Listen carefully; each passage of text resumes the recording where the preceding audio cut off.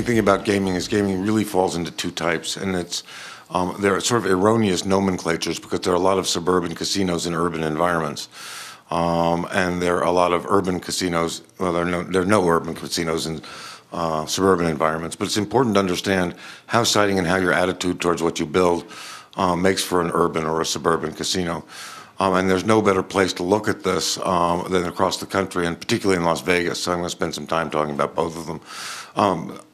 Biloxi, Mississippi is probably one of the areas where the introduction of gaming has had the least positive impact on the city, and where we have a lot of suburban casinos in an urban environment.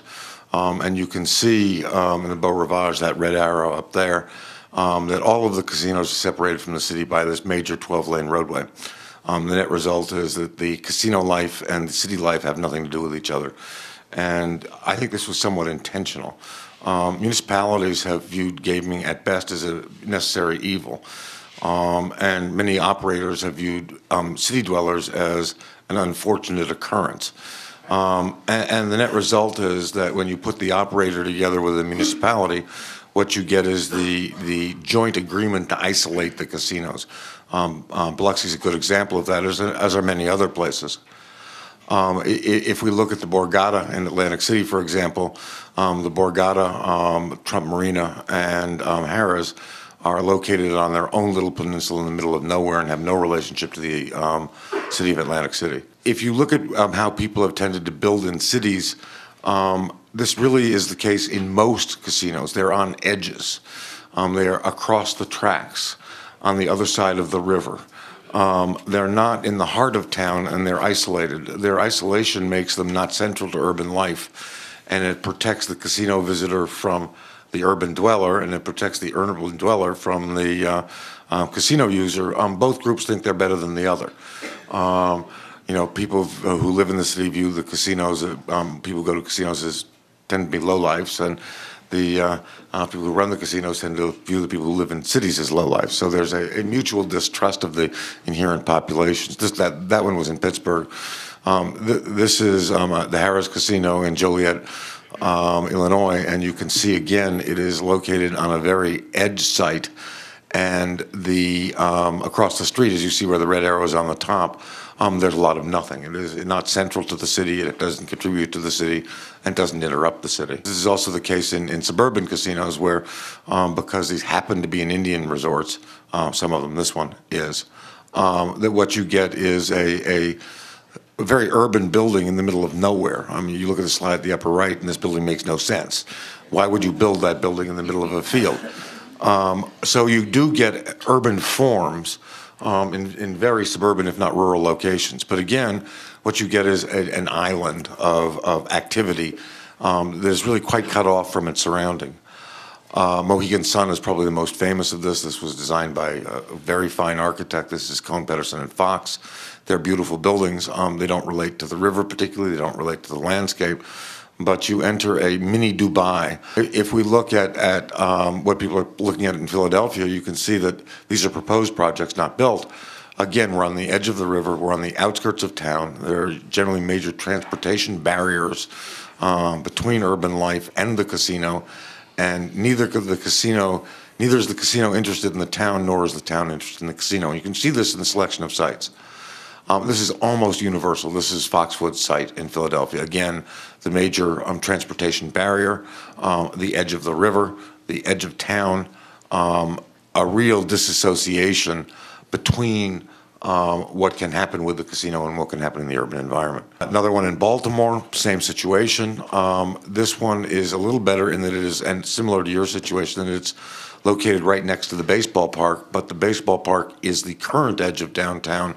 And if you see those roads that are surrounding that site, those are all major barriers, and those are the major things that bring people from the suburbs into town, that road network. One of them is the Baltimore-Washington Parkway.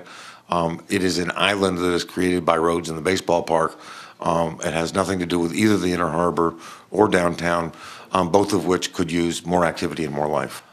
Probably one that is in ways the closest to being successful and yet again a failure is the Harrahs Casino in New Orleans. Look carefully at this slide. You'll see that let's go to the next slide here. It's probably more informative. The back of house of the casino is what faces the city. The entrances to the casino face the river. And this is about as anti-urban a plan as one can arrive at for putting a building on this particular piece of property. I think it's dangerous to look at, to talk about gaming or looking at gaming at all without some understanding of the history of gaming, because where we are now is a result of a very specific history in Las Vegas. Gambling in the United States is directly derivative of how gambling forms and gaming forms have occurred in Las Vegas. Las Vegas started as a traditional Western small town. It was like any other town in the West, little blocks, small town. And it was founded in about 1900. This plot plan was how it was surveyed in 1905 for the selling off of land to various developers. Some buildings in 1906.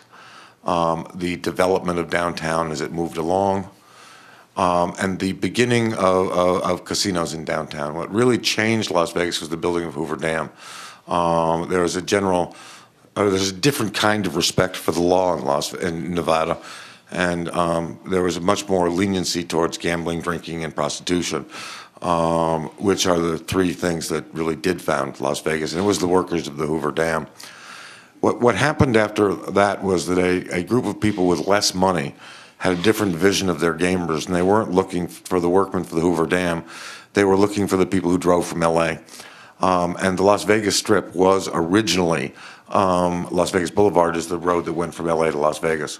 So they figured if they could beat people downtown to the punch and have their casinos be first, they would intercept users and visitors, and hence the origin of the suburban casino. This is exactly why so many casinos today take a suburban form. What is interesting about the suburban form is that, and as it's been applied to the Strip, I guess I should go back 1 second. Bugsy Siegel then arrived in Las Vegas and turned gambling and gaming into something that was sexy.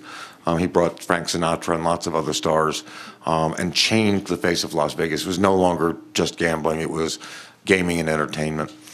And what has happened is that people went back to medieval forms and looked at those medieval forms to figure out ways of creating defended cities, not to keep their the barbarians out, but rather to keep their populations in. Because what you had was a series of warlords with their casinos right next to each other, and what they were interested in was not giving their citizens to the citizens of other city-states. And it really was very much a warlord mentality. It's important to understand that from 1940 until 1960, casinos were not financeable. And that you could not get a bank loan to build a casino. They were all owned by specific individuals, and they were all entrepreneurial. And they were highly mob dominated. This created a situation where the size of a casino was limited by the available dollars. When the mob was kicked out, Las Vegas became available for Wall Street. And Wall Street is today to Las Vegas as the mob was from 1940 to 1960. And now you have unlimited amounts of money, and you can spend billions of dollars because people don't need loans. They can float stock offerings. And it has totally changed the face of Las Vegas gaming and totally changed the size and scale of it. So here's two medieval cities that have been built, the Venice, which happened to take a long time to build, and the Venetian, which took a very short time to build. But you can see the plans are quite similar, and they really are models of each other. Again, if you look at Caesar's Roman Forum, and you look at the real Roman Forum, they're almost identical in plan, and much of the architecture is quite similar.